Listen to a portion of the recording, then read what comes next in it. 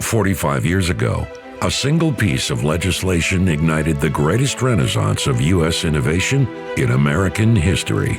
For the first time, we had the best and the brightest minds of our universities and federal laboratories working together with industry to reverse America's slide into industrial irrelevance. The government doesn't make things.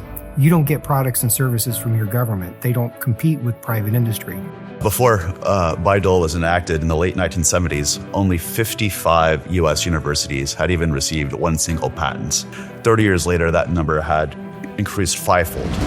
And in the first 20 years of the Bayh-Dole Act alone, there was a tenfold increase in academic patenting. Quite simply, it has transformed the U.S. economy. Bayh-Dole is expansive. It moves that technology into a whole number of different actors who are all acting in concert. Those are the people that make and sell goods. Those are the people that hire you. And that's really the goal of Bayh-Dole, is to really create economic development and economic growth. First of all, I'd like to express my personal gratitude because one of my jobs, or maybe even several of my jobs as an engineer, was because of Bayh-Dole. It makes all the synergies possible. Professors don't work on products, they work on ideas. They do something once or they do something twice. Also in a university, you're allowed to make mistakes. In fact, you're encouraged to make mistakes, right? But the business community, they have to do something exactly the same way all the time and to distribute things at scale. So there are complementary cultures. And I think that, to me, is the single greatest accomplishment of the Bayh-Dole Act. The two guys that founded Google were at Stanford University.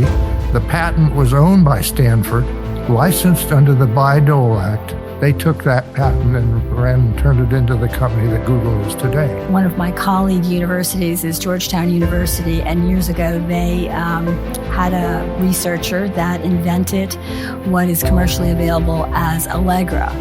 So allergy sufferers benefited greatly.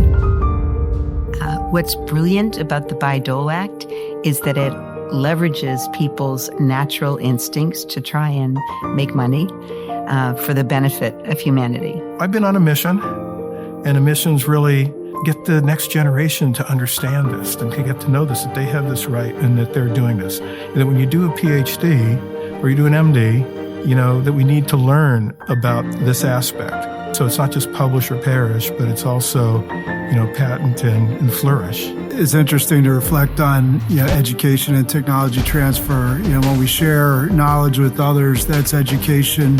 When we teach others how to apply that knowledge in practical terms, that's technology transfer. Over the last 20 years, academic technology transfer has led to the creation of 15,000 startup companies who have received over 140,000 patents and over 200 new drugs. So Bayh-Dole is just absolutely foundational to America's national innovation system. So many examples of everyday things that the average person is not aware of. Where did this come from? It came from a university technology transfer office. If it hadn't been for the Bayh-Dole Act, it would have just possibly sat on the shelf.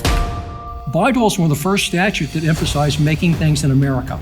We see so much pressure from around the world from countries that are emulating Bayh-Dole because they recognize the value. The government cannot manage that. The cures and the treatments, the diagnostics. Without Bayh-Dole, we wouldn't have most of those things, if not all. What's more to come? I think we will see even more university research translated into incredible services, products, immunotherapies, medicines, life-saving treatments. I'll just give you one quick story which Birch Bayh never told me. When I was on his staff, his wife was dying of breast cancer when we were doing Bayh-Dole.